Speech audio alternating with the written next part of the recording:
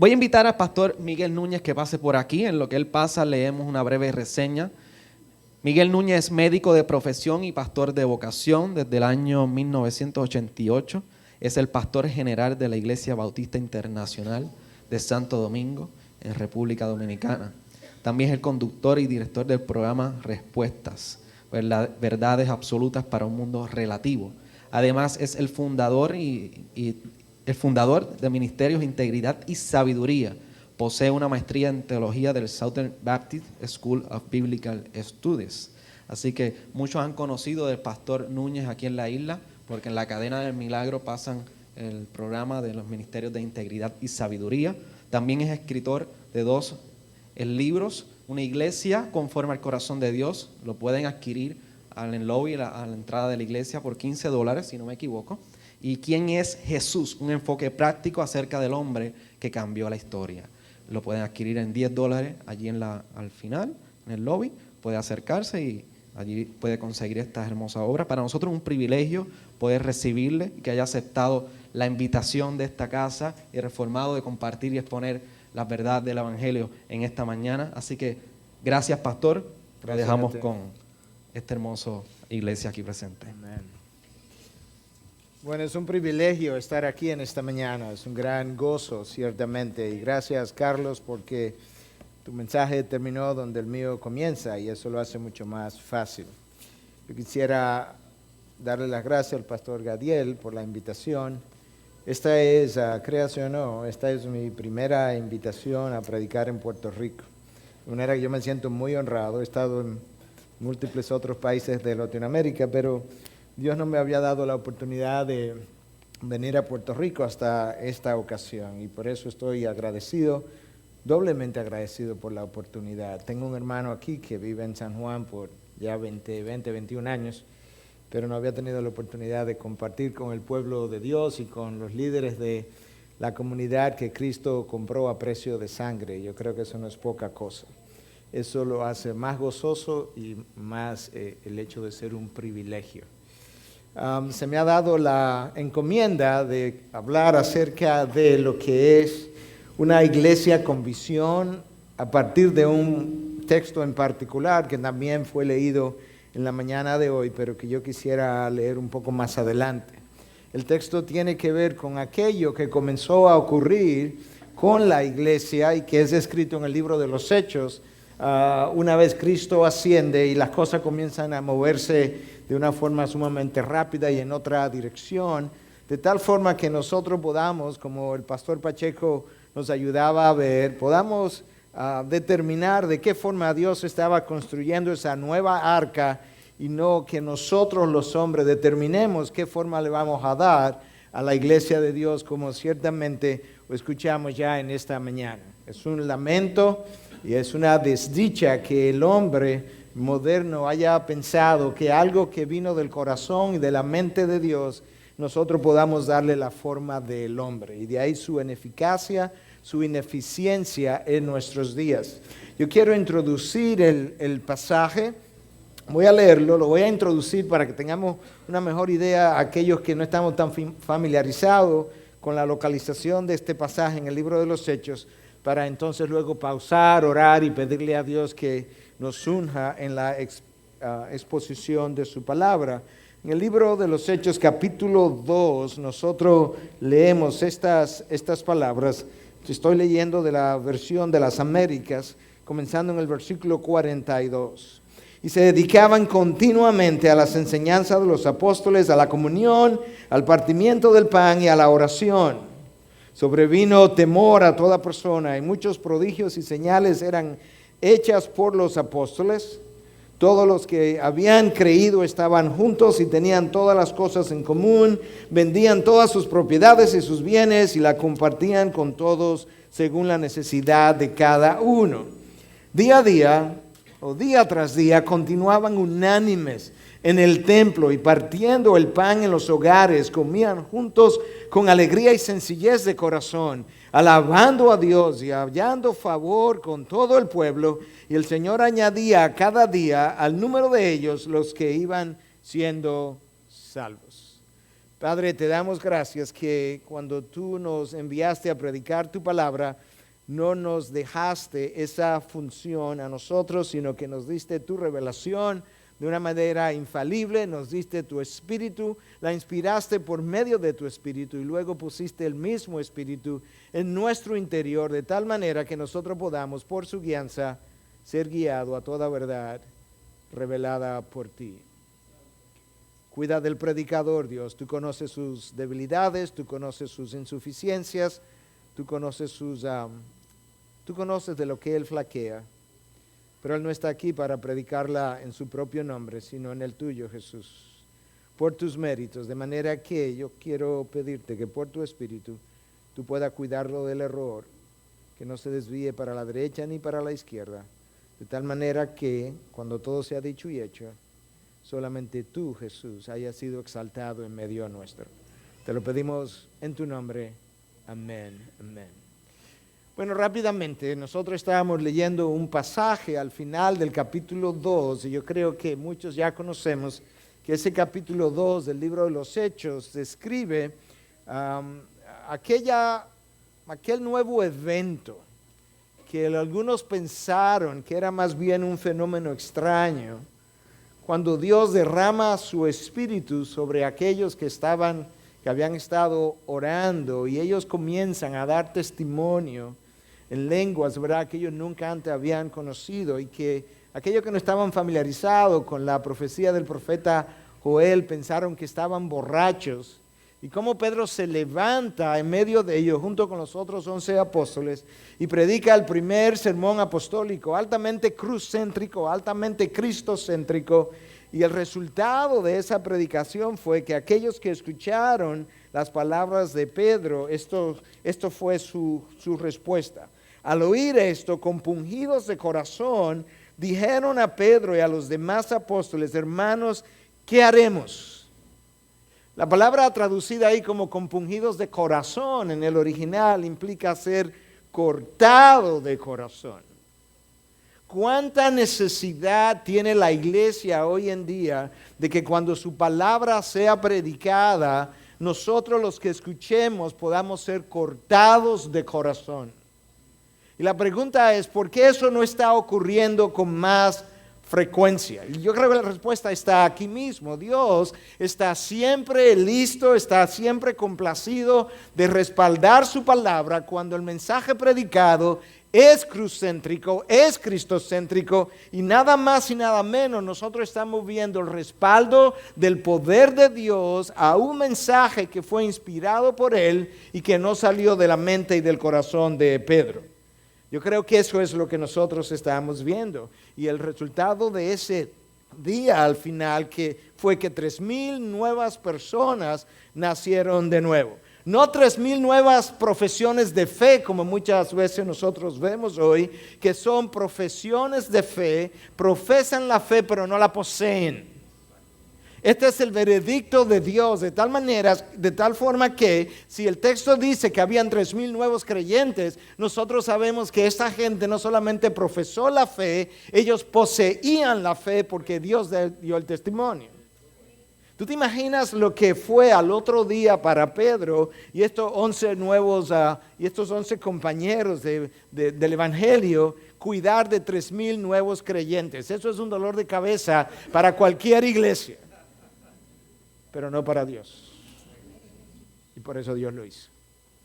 Él iba a cuidar de ellos y les iba a instruir en la medida en que los días fueran pasando.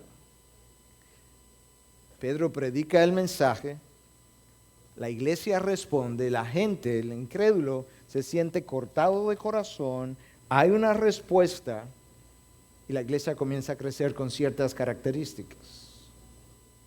Eso que nosotros estamos viendo y que leímos fue simplemente el resultado natural del mover del Espíritu Santo. Eso es lo que hoy en día el hombre quiere producir o reproducir con estrategias y planes y metodologías de hombre. Y eso es lo que nosotros no vamos a ver nunca, jamás. Ciertamente esta iglesia se reunió en hogares. Y esta iglesia tuvo un gran despertar, una gran expansión. Pero no es cierto lo que yo oí por toda una semana en una ocasión que fuimos llevados a la isla de Barbados con un grupo de líderes y pastores. La denominación me la reservo, pero fuimos llevados allí para escuchar cómo hacer evangelismo. Y una de las cosas que oímos durante todo ese fin de semana, de lunes a viernes, es que la iglesia primitiva creció debido a su estrategia de tener iglesias pequeñas de 30, 40 personas reunidas en los hogares, dirigidas por un pastor, y que a eso se debió el éxito de la iglesia. Y yo decía en esta semana, ¿cómo es posible que nosotros podamos ser tan ciegos y atribuir a una estrategia de hombre y a algo que fue puramente circunstancial, algo que Dios estaba haciendo por medio de su Espíritu? La iglesia ciertamente se reunía en hogares. ¿Dónde más se iba a reunir? No tenía ni permiso para reunirse, ni permiso para construir algo que tuviera ni siquiera este tamaño. Ni tenía dinero para poder hacerlo, de una iglesia predominantemente pobre en sus inicios. Y vamos a decir que eso es el éxito de la iglesia, y todo lo demás que está revelado en este texto lo pasamos por alto. No vemos cuáles son las características de lo que está ocurriendo, qué es lo que está pasando, cuál es la respuesta de Dios y por qué Dios está respondiendo de esa manera. No lo vemos. Porque si se lo atribuimos a Dios, tenemos que esperar a que Él lo haga. Si se lo atribuimos al hombre, lo podemos enseñar en talleres. Esa es la razón por la que no lo queremos de esa forma. Yo quiero que notemos en primer lugar que esta iglesia, el texto dice, esta es una iglesia centrada en la enseñanza de la palabra. Se dedicaban continuamente a las enseñanzas de los apóstoles, o a la doctrina de los apóstoles, dependiendo de la traducción que usted tenga. Pero yo no quiero que pase por alto. Recuerda, esta palabra fue inspirada por Dios de manera verbal, de manera que cada palabra cuenta. Dios la inspiró de esa forma. El texto dice que ellos se dedicaban. No es simplemente que leían la palabra, había una devoción a la palabra, había una dedicación al estudio de la palabra. Y no pase por alto tampoco que el texto dice que lo hacían continuamente. No es que una vez al mes lo hacían, no es que hacían un seminario una vez cada seis semanas o cada 6 meses. No, continuamente. Esta era la dedicación de la iglesia a la enseñanza, no de cualquier persona, y no cualquier enseñanza, a la enseñanza de los apóstoles y aquellos que habían sido elegidos por Cristo, entrenados por Cristo, comisionados por Cristo, autorizados por Cristo para enseñar la palabra, y ellos estaban dedicados a esa enseñanza. A la doctrina. Está traducida en las Américas como enseñanza porque es la palabra didascalia, que es la palabra que también puede ser y es traducida perfectamente como doctrina. Toda doctrina es una enseñanza. Cuando tú escuchas a alguien decir, no me hable de doctrina, que la doctrina divide, solamente háblame de Jesús. Si no te puedo hablar de doctrina, ni de Jesús te puedo hablar. Porque cada cosa relacionada a Jesús es una enseñanza y es una doctrina. De manera que tendríamos que parar de enseñar. Y eso es lo que muchos han querido que se haga, que se pare de enseñar la palabra de Dios. A la luz de lo que este texto revela en Hechos 1, nosotros sabemos quiénes fueron estos apóstoles. La gente estaba a los pies de ellos. ¿Quiénes eran esta gente? Hechos 1, versículo 21, versículo 22. Pedro diciendo, hablando acerca de quién pudiera ser clasificado como apóstol. Es necesario, esto es para escoger el sustituto de Judas. Es necesario que de aquellos que estuvieron con nosotros desde el inicio, ¿qué implica eso? Que Cristo los enseñó. Y que de entre esos se escoja uno que sea testigo ocular de la resurrección. Ahí tú tienes 2 criterios para ser apóstol. Debió haber estado con el grupo desde el inicio, Cristo lo enseñó directamente, y debió haber sido testigo de la resurrección. Eso es lo que Pablo tiene que defender tantas veces, porque como él no estuvo al principio, y como él vino después de la muerte, entonces Pablo llenó los requisitos. Pues sí, llenó los requisitos, porque Pablo dice que a él el evangelio no se lo enseñó ni sangre, ni carne ni sangre, sino que él lo recibió de una revelación. ¿De quién? De Jesucristo. Y él fue testigo ocular de la resurrección. Pablo llenó el calificativo de apóstol. ¿Dónde están hoy aquellos que llenan esos calificativos para ser llamados apóstoles? De hecho, cuando Pablo regresa de Arabia, va donde Pedro y Juan, los considerados apóstoles, a recibir precisamente el espaldarazo, la aprobación de parte de ellos. Si se levantara uno que dice que Cristo se le apareció y es testigo de la resurrección, ¿dónde están los otros apóstoles para que lo aprueben, que hayan tenido los otros criterios? Bueno, esta iglesia estaba centrada en la enseñanza de esa gente, de esos hombres. La iglesia de hoy quiere separarse del legado de la iglesia del pasado. Nosotros no podemos hacer eso. El pueblo de Dios es uno solo, que tiene continuidad desde el principio hasta el final. Nosotros tenemos que enseñar hoy lo mismo que se enseñó en el día de ayer. Y tenemos que hacerlo fielmente, de tal manera que si Cristo no viniera en 2000 años, la gente estuviera oyendo lo mismo que Cristo predicó hace 2000 años, caminando de este punto hacia atrás. De tal manera que hay una fidelidad que tú y yo tenemos que mantener al texto y a la historia del pueblo de Dios. No podemos despegarnos. La zapata del edificio sostiene el primer nivel, el primer piso, y sostiene el 10º piso. La misma zapata. Y eso es exactamente lo que la palabra de Dios nos dice. Hechos 2:20 dice que nosotros estamos edificando sobre el fundamento de los apóstoles y profetas, siendo Cristo Jesús la piedra angular. Nuevas enseñanzas contrarias a la revelación de la palabra son fuego extraño, hermanos. Gracias a Dios que Dios no está carbonizando gente como hizo con los hijos de Aarón, porque mucho carbón habría en muchos púlpitos hoy en día. Mucho fuego extraño se ha ofrecido a Dios en adoración, mucho fuego extraño se ha ofrecido en predicación en los últimos años. Y es solamente la gracia y la misericordia de Dios que ha retardado su justicia. Pero la iglesia de hoy no se puede dar ese lujo. Nosotros necesitamos ser fieles al texto de la palabra de tal forma que, como yo decía, en el futuro las próximas generaciones escuchen exactamente lo mismo que nosotros hoy estamos escuchando de maestros fieles que están hoy con vida y de otros que ya pasaron a la presencia del Señor.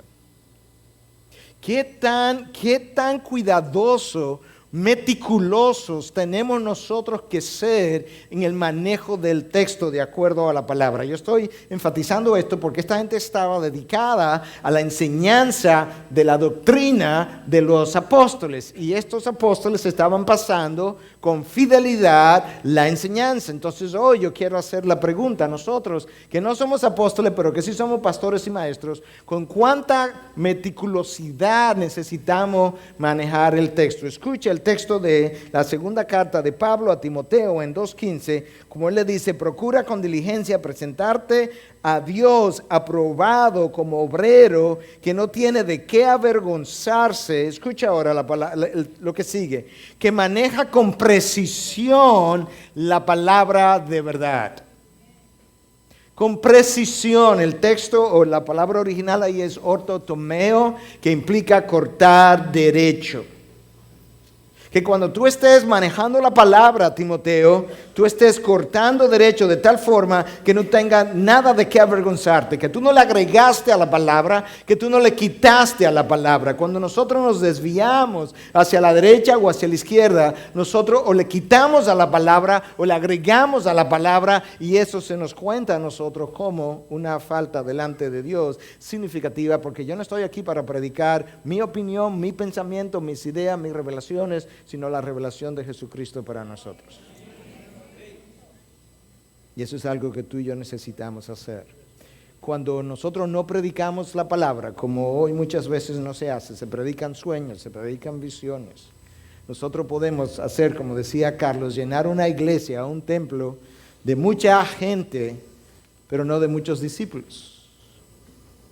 Lucas 6:40 nos dice que todo discípulo, cuando es entrenado bien, no cuando es entrenado, no, cuando es entrenado bien, será igual que su maestro. De tal forma que tenemos que preguntarnos hoy: los discípulos entrenados de la iglesia son igual a ¿cuál maestro? ¿Al maestro o al maestro?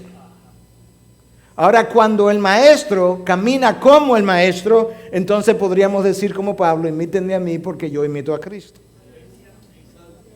Pero no antes. Y yo creo que hoy tenemos muchos discípulos hechos conforme a la imagen del maestro, pero no del maestro. Y esos son los que en el último día se pararán y dirán, Señor, Señor, en tu nombre. Esta gente llega a la presencia de Cristo convencido de que eran cristianos. Tan convencido que le dicen, Señor, Señor, aquí estoy. En tu nombre predicamos. En tu nombre echamos fuera demonios. En tu nombre hicimos grandes milagros. Aquí estoy, ya llegamos. ¿Te imaginas escuchar en ese momento? Fuera de mí, jamás os conocí.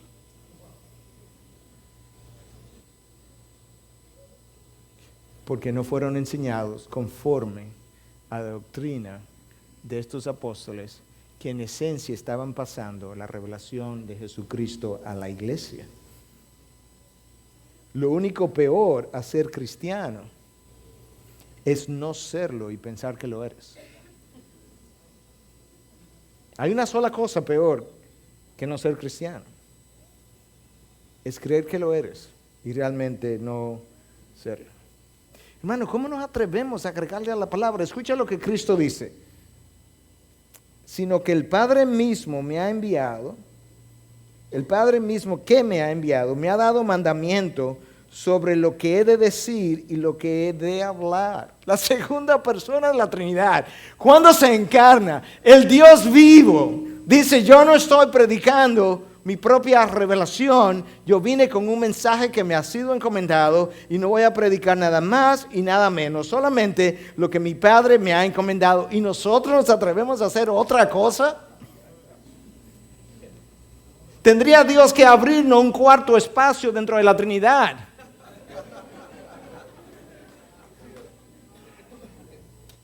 Para entonces nosotros poder decir, tenemos también revelación propia. Es responsabilidad del predicador que levanta la iglesia de hoy en día predicar las mismas enseñanzas que esta gente estaba oyendo. Y ese predicador necesita escudriñar la palabra y llevar al pueblo a la profundidad de la palabra de Dios. Yo oí a R.C. Sproul decir en una ocasión que muchos seminarios enseñaban a sus estudiantes que a la hora de predicar necesitaban predicar al nivel de un 8º grado. Y Sproul decía, yo no digo que ellos no estén enseñando eso, pero yo simplemente rehúso hacer eso o aceptar esa enseñanza. Y yo creo que la palabra misma nos enseña por qué nosotros debiéramos tener la misma actitud, hermanos. Solamente podemos enseñar la palabra hasta un nivel de 8º grado porque la gente no la puede entender y tú no vas a atraer a la gente. Déjame hacer una pregunta. En la época de Salomón, el hombre más sabio que la tierra jamás haya dado o vaya a dar, cuando la palabra de Dios nos dice que de todo el mundo venía gente a escucharlo, venían a escuchar la superficialidad de lo que Salomón tenía que decir o la profundidad de su sabiduría.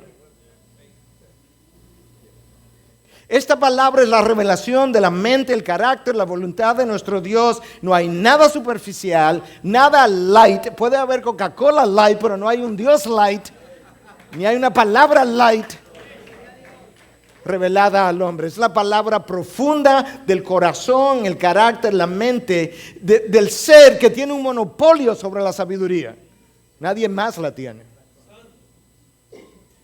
Y a la hora de enseñarla, esa sabiduría debe ser honrada por la enseñanza de la palabra, como Él la reveló. Que no nos pase como aquellos que de aquella congregación a quien se le envió la carta a los hebreos y de quien el autor de Hebreos, el Espíritu Santo, se queja de hecho acerca de este grupo de personas. gente que permaneció en la infancia espiritual. Déjame leerte de Hebreos 5, del 11 al 14.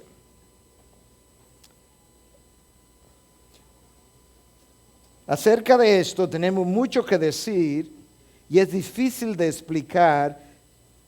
¿Por qué es que es difícil de explicarlo? Tú tienes mucho que decirnos. ¿Por qué es que es difícil de explicar? Puesto que os habéis hecho tardo para huir.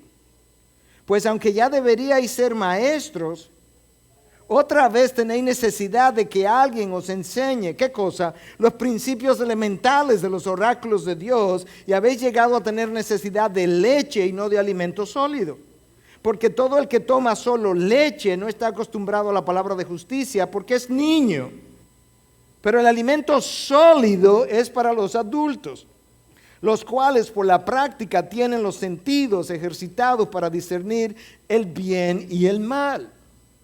Esta congregación había llegado a un nivel de desarrollo X y de repente se hicieron tardos para huir, retrocedieron.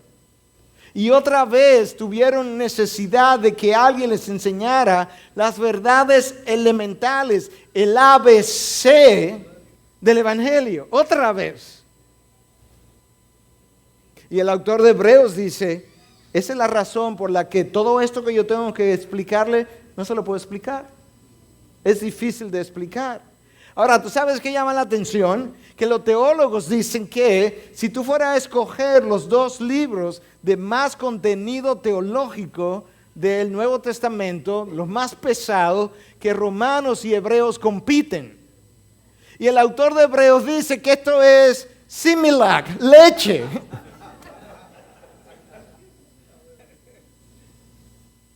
Y entonces, ¿cuál es el resultado?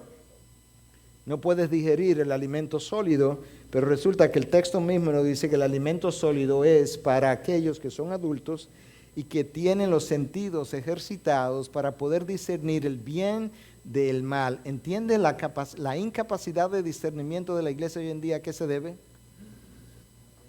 A que no es adulta y no está, que es una de las cosas que Carlos mencionaba, la falta de la adultez o madurez espiritual. No es madura y no es madura porque está tomando leche y no comiendo alimento sólido.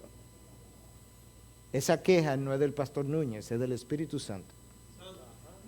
Él inspiró esa palabra, no yo.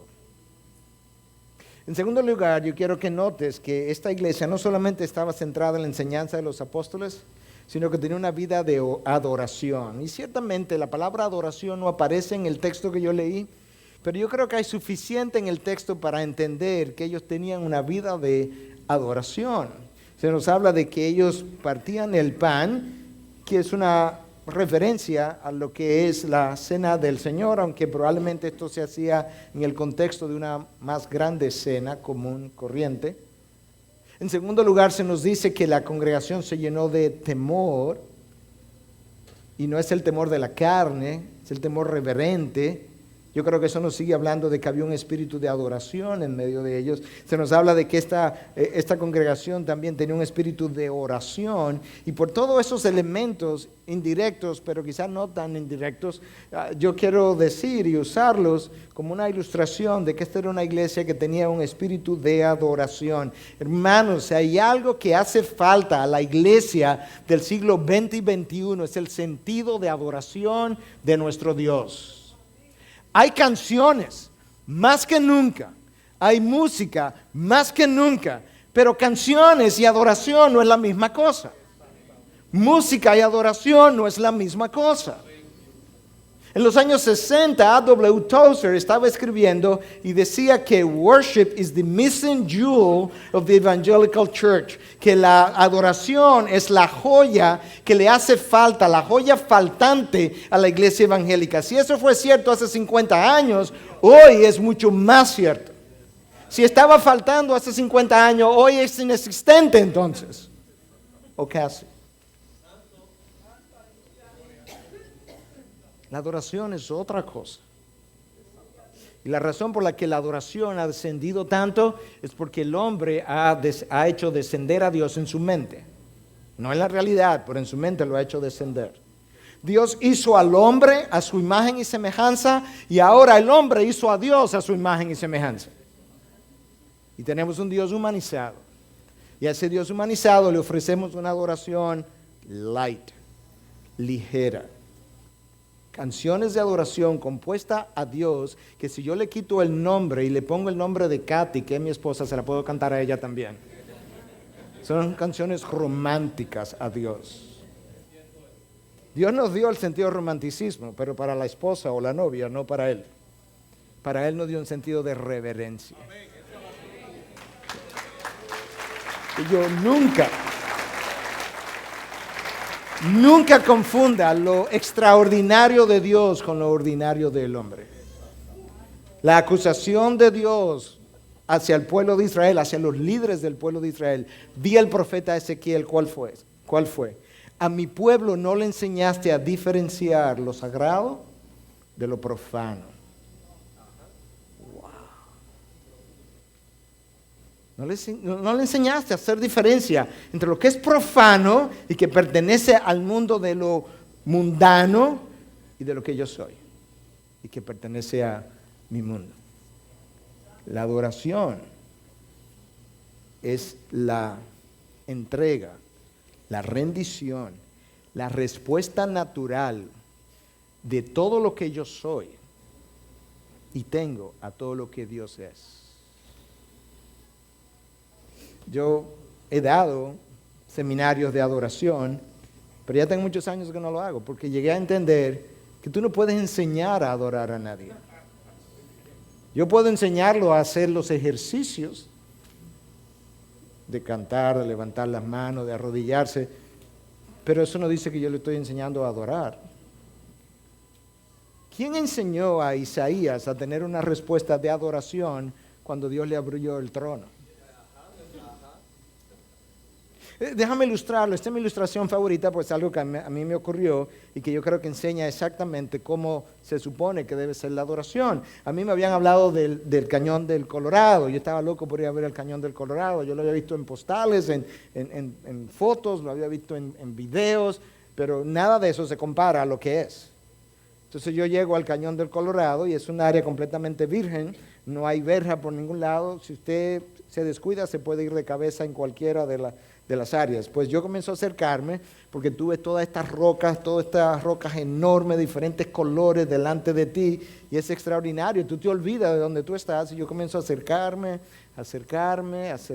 y estoy al borde del precipicio, y yo todavía quiero ver más, porque esto es extraordinario, y yo hago esto, para mirar hacia allá, y para mirar hacia allá, hasta donde yo podía llegar. Y en ese momento que yo hago eso, ahí todavía teniendo mi cuerpo doblado, Dios pone en mi mente y me dice sin yo oír una voz audible, pero pude entender el pensamiento. Si eso es la creación que te hace doblar hacia adelante, ¿te imaginas el Creador? Eso es la adoración. Es mi respuesta natural ante la grandeza de mi Dios. Pero si no lo estoy viendo, no voy a poder reaccionar naturalmente de esa forma. Y yo solamente lo puedo ver en esta palabra. Porque Él está removido de mí ahora mismo. Pero Él me ha dado una idea de cómo Él luce en su palabra. Esta iglesia que se llena de temor en un momento dado, temor santo, es una iglesia que tiene un sentido de lo que es un sentido de reverencia, y el temor se apoderó, dice el texto. A mí no me cabe la menor duda que había un espíritu de adoración en medio de ellos. Compartían el pan. Yo quiero recordar que compartir la cena del Señor es un acto de adoración en respuesta a lo que Él hizo en la cruz. No es algo rutinario. No es algo que, bueno, ya eso es lo que nosotros estamos acostumbrados a hacer. Tozer tenía toda la razón.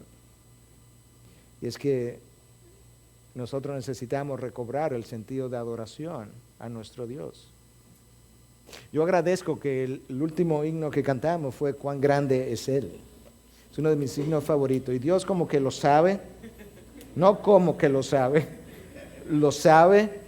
Y no es infrecuente que cuando yo tengo que predicar fuera de mi iglesia, La canción que me antecede es Cuán grande es Él.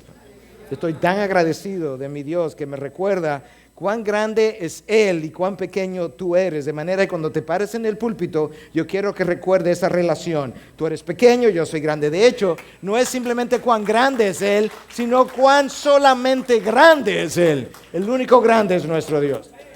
No hay otro. El pueblo de Israel perdió ese sentido. Como perdió ese sentido, comenzó a adorar ídolos,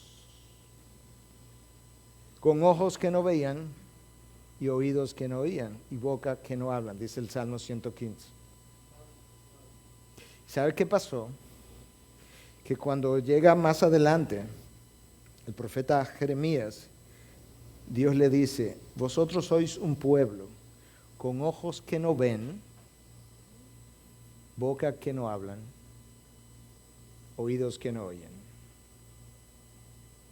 ¿Sabe lo que Dios le dijo en el Salmo 115? Aparte de que los ídolos de ellos, los ídolos del pueblo pagano, tenían ojos que no veían, oídos que no oían. ¿Sabe lo que Dios le dijo en ese momento? Vosotros se convertiréis como ellos, como sus ídolos. Y cuando Jeremías viene, Dios le dice: este es el tiempo, vosotros sois exactamente así. ¿Tú sabes cuál es la respuesta? Que tú te conviertes en lo que adoras. You become what you worship.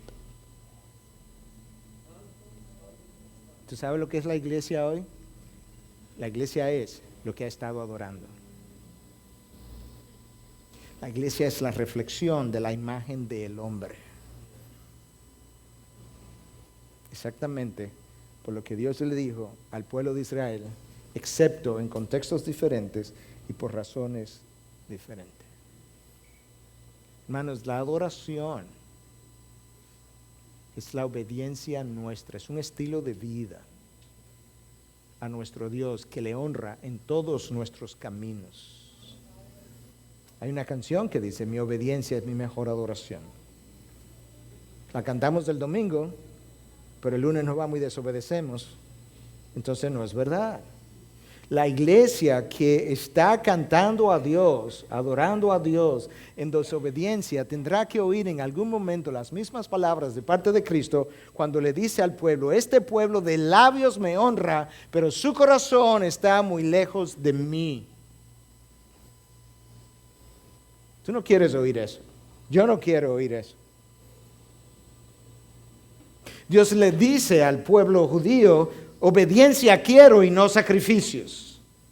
¿Cómo que tú no quieres sacrificio? Tú fuiste que lo instituiste, tú lo prescribiste de una manera exacta y detallada. ¿Cómo es que no quieres sacrificio? No lo quiero ahora con un pueblo en desobediencia. Yo preferiría la obediencia antes que los sacrificios.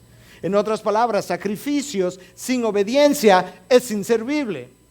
El sacrificio o los sacrificios eran la forma del pueblo adorar a Dios. Dios le está diciendo: esta forma de adorar es totalmente inservible en medio de la desobediencia. De esa misma manera, la iglesia de hoy en día necesita recordar que canciones, himnos, música, lo que tú quieras, ofrecidos en medio de desobediencia, es la misma cosa. Y Dios pudiera decir: obediencia quiero y no música y no canciones.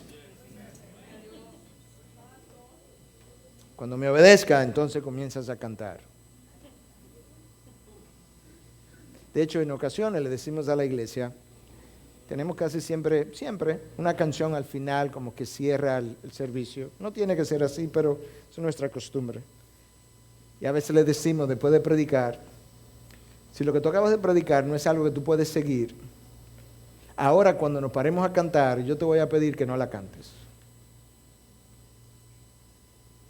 Porque si no la puedes seguir, ¿para qué la vas a cantar? Si no estás dispuesto a someterte a las letras de la canción, es inservible. Y yo creo que es una manera de ir ayudando al pueblo a entender lo que es la adoración. Yo quiero que notes entonces, en tercer lugar, no solamente cómo esta iglesia estaba centrada en la enseñanza de los apóstoles y cómo esta iglesia desarrolló un sentido de temor reverente, un espíritu de adoración a su Dios, sino que esta iglesia también se dedicó a la oración. El texto nos dice en el versículo 42, ya me fui del texto, pero en esencia que ellos estaban dedicados a 4 cosas, y una de esas 4 era precisamente a la oración. Esa es otra, no sé si llamarla actividad, otro ejercicio espiritual del cual la iglesia de hoy adolece en gran manera. Nosotros nos deleitamos en las citas de Spurgeon, sus sermones de Spurgeon. Lo que nosotros desconocemos muchas veces es que mientras él predicaba en un primer piso o sótano de su iglesia, habían 300 a 400 personas orando mientras él predicaba. ¿Tú sabes dónde venía el poder de la predicación de Spurgeon?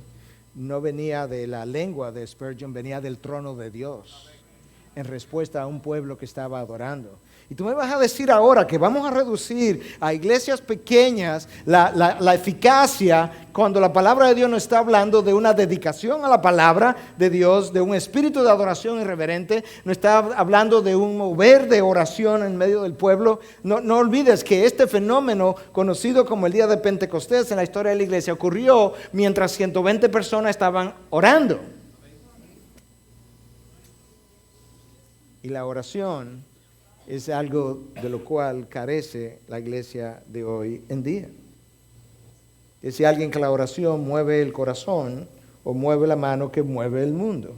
No porque Dios responda a nuestros intereses, sino porque Dios ha diseñado en su economía y relación con el hombre moverse frecuentemente en relación a la oración. No tenéis porque no pedís. Y frecuentemente reducimos eso a las cosas materiales. Mira, tú necesitas un trabajo. Pues mira lo que dice la palabra, no tenéis porque no pedís. Pero déjame decirte otra cosa. Cuando yo no tengo deseo de leer la palabra, que es tan frecuente en el pueblo de Dios, no tenéis porque no pedís. Ve donde Dios, pídele perdón por no tener deseo de leer la palabra y luego dile, Señor, pero eso no es algo que yo puedo manufacturar. Yo te pido que me dé deseo por leer la palabra. Y Él te lo va a dar. ¿Cuánto tiempo me queda? Porque vi como que algo se subió y se bajó. 5 minutos. Oh my Lord. Ok. A ver qué hago. Ok. Quejarme no me va a aumentar el número de minutos. O sea que continuemos. La oración es débil hoy en día por una sola razón. La pasión por Dios es débil. Y donde no hay pasión, no hay oración. Tan sencillo como eso. Permíteme avanzar en vista del tiempo. Entonces yo quiero que prestemos atención no solamente a cuán devoto este pueblo estaba, o centrado, o dedicado a la enseñanza de la palabra, su espíritu de reverencia o de adoración y al espíritu de oración, sino que este pueblo tenía comunión el uno con el otro, koinonía. Nosotros vivimos vidas tan aceleradas, tan centradas en nosotros mismos, que no tenemos ni siquiera idea muchas veces de la necesidad del hermano. Pero no nos molesta no tener idea de la necesidad del hermano, porque nos hace bien sentir, nos hace sentir podemos racionalizar, sentirnos justificados en no ayudar, porque como no lo sé.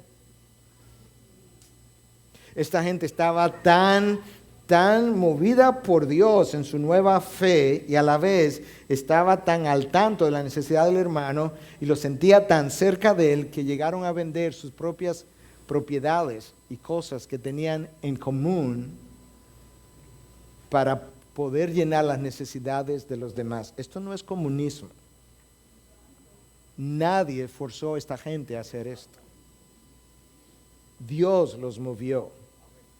La única fuerza que los movió fue el Espíritu de Dios, haciéndolos salir de su egocentrismo y ayudándolos a ver la necesidad de cada hermano.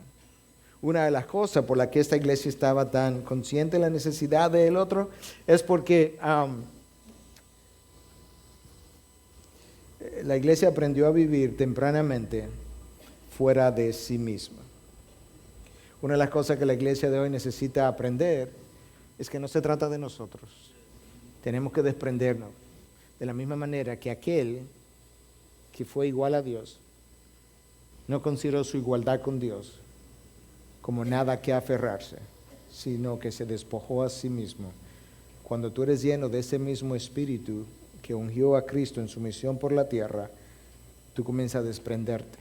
Y te desprende no solamente de las cosas materiales, porque la palabra que nosotros tenemos aquí como comunión, traducida del griego koinonia, en el lenguaje original es más que simplemente entretenimiento, que es lo que nosotros, vamos a tener un tiempo de koinonia, entonces tenemos un tiempo social. No estoy en contra de ese tiempo social, pero esta palabra koinonia no era tiempo social. Era compartir lo mío con lo tuyo, mi vida con la tuya, mi tiempo con el tuyo. Era un verdadero compartir del pueblo de Dios. Eso nosotros no lo tenemos lamentablemente en la iglesia de hoy en día. Y esa es una de las razones por las que yo creo que a la iglesia de hoy le haría bien ser perseguida otra vez. Tú nos verás juntos. Nosotros teníamos en nuestra casa lovebirds. ¿Cómo le llaman? Bueno, pero en español tiene una traducción, pero lovebirds, ustedes saben lo que son. Entonces, en un momento dado los fuimos a regalar. Entonces vino alguien de la iglesia que se lo iba a llevar todo. Ya teníamos como 17 lovebirds. Comenzaron 4 y comenzaron a reproducirse. Ellos fueron obedientes al mandato de crecer y multiplicados. Y ellos se multiplicaron. Entonces, cuando la persona de la iglesia vino, lo estaba persiguiendo para capturarlo, para cogerlo. Y tú lo veías a los 17 en un solo rinconcito, uno pegado del otro, porque estaban siendo perseguidos. Ese es el efecto de la persecución sobre la iglesia, que nos une en nuestra necesidad de Dios y del uno por el otro. Cuando la iglesia está bien suplida, ¿sabe cuál es el resultado frecuentemente? La división. En el libro que se mencionaba hace un rato, una iglesia conforme al corazón de Dios, un capítulo fue titulado La división, la plaga de la iglesia. Porque ha plagado a la iglesia a lo largo de los años. Mientras el apóstol Pablo nos llama continuamente a la unidad, nosotros continuamente llamamos al pueblo a la división. Pablo habla de ese sentido de unidad, déjame decírtelo, Romanos 12:5, Romanos 12:12, 1 Corintios 1:10, 1:17, 2 Corintios 8:11, Gálatas 3:28, Efesios 2:11, de 2:11 al 22, Efesios 4:3, 4:4, 4:14, y ahora entonces tú lees que ellos estaban todos juntos, tenían todas las cosas en común, vendían sus propiedades, la compartían como todos tenían necesidad el uno del otro, día tras día compartían el pan. Escucha ahora, unánimes. El sentido de unanimidad hoy en día en la iglesia ha desaparecido, porque cada cual quiere hacer su propia opinión. Y estamos reunidos, pero estamos divididos en el corazón. Eso no va a bendecir al pueblo de Dios ni le va a permitir que se multiplique. El apóstol Pablo le dice a los filipenses en capítulo 2, haced completo mi gozo, siendo del mismo sentir, conservando el mismo amor, unidos en espíritu, dedicados a un mismo propósito. Nada hagáis por egoísmo, por vanagloria, sino que con actitud humilde, que cada cual considere al otro como superior a sí mismo. ¿Te imaginas una iglesia con un espíritu de adoración, con un mover de oración, con una koinonía verdaderamente espiritual, dedicada a la enseñanza de los apóstoles? ¿Tú te imaginas cuál sería el resultado de esa iglesia? Déjame leértelo en la medida en que yo cierro, entonces. Escucha cuál sería el resultado. Y hallando favor con todo el pueblo. Escucha ahora la segunda parte, que es la mejor. Y el Señor añadía cada día al número de ellos los que iban siendo salvos. ¿Quién los añadía? El Señor. No el pastor, no la iglesia. El Señor añadía lo que iban siendo salvos. La iglesia necesita ir, como se comenzó a enfatizar esta mañana, a hacer su trabajo evangelístico, eso es cierto. Pero cuando va, la iglesia tiene que recordar que el más grande evangelista es Dios. Yo me encontré con Cristo. No, Él nunca estuvo perdido. Él lo encontró a usted. Él salió a buscarlo cuando usted estaba perdido. Pero Él lo hace a través de instrumentos humanos. ¿Y cómo han de escuchar si no hay quien le predica? ¿Y cómo le van a predicar si no son enviados? De manera que sabemos que la iglesia necesita ir, y esto es una de las cosas entonces que vemos como parte de esta iglesia inicial, es que había gente que se estaba convirtiendo, el evangelismo estaba teniendo lugar, es parte de lo que es una iglesia bíblica, pero tenemos que recordar, hermanos, que el principal y primer evangelista es Dios, hasta el punto que algo de lo cual nosotros los pastores y yo mismo me he quejado continuamente y nos quejaremos hasta que entremos en gloria, porque es un problema desde los tiempos de Cristo, es que la mies es mucha y los obreros son pocos, ¿cierto? Oye lo que Cristo entonces dijo. Por tanto, fundad más seminarios. No estoy en contra de eso, yo tengo educación formal. O sea, yo no estoy hablando en contra de eso. Yo lo que quiero que veamos es por dónde que comienza el problema de la mucha mies y los pocos obreros. Por tanto, id donde el Señor de la mies, para que Él envíe obreros a su mies. Es suya, no mía. Y los obreros que son enviados son suyos, no míos. Que deben pasar por entrenamiento primero. Amén, gloria a Dios. Nosotros tenemos un instituto de formación también. Ese no es el punto. El punto es que no podemos hacer evangelismo hoy en día despegado de lo que es el más grande evangelista de todos los tiempos, el inventor o el creador de la iglesia, el inspirador de la palabra y el constructor y edificador de la misma iglesia, nuestro Dios. Id donde el Señor de la mies. ¿Y a qué vamos a ir donde el Señor de la mies? Para que Él dictamine quiénes, para que Él envíe obreros, quiénes, a su mies, para que Él determine la forma, el cómo, el cuándo, y para que Él los pueda ungir con poder, para que la palabra pueda tener el efecto que tuvo en la iglesia primitiva, cuando cientos y miles en ocasiones recibieron la palabra de Dios y nacieron de nuevo. Y al nacer de nuevo, cierro con esto, al nacer de nuevo, esa nueva criatura va a exhibir características. Cuando un niño nace de una madre, a la hora, él grita, él llora. ¿Saben por qué? Porque tiene hambre, ¿cierto? El que nace de nuevo tiene hambre.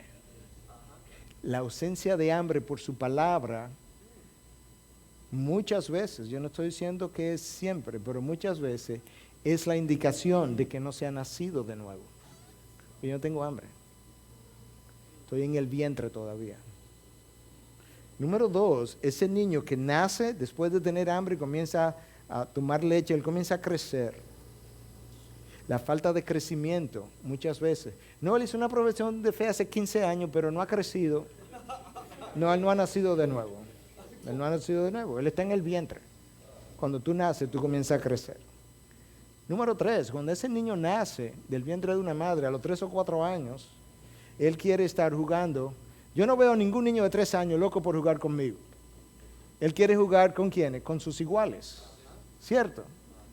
Pues cuando una persona supuestamente nació de nuevo y a los 15 años sus mejores amigos todavía son del mundo incrédulo, pagano e impío, y no son sus iguales, lo más probable es que él no ha nacido de nuevo. Y sabe las veces que en mi propia iglesia en consejería yo he tenido que decirle a alguien, yo no creo que tú eres creyente. ¿Por qué?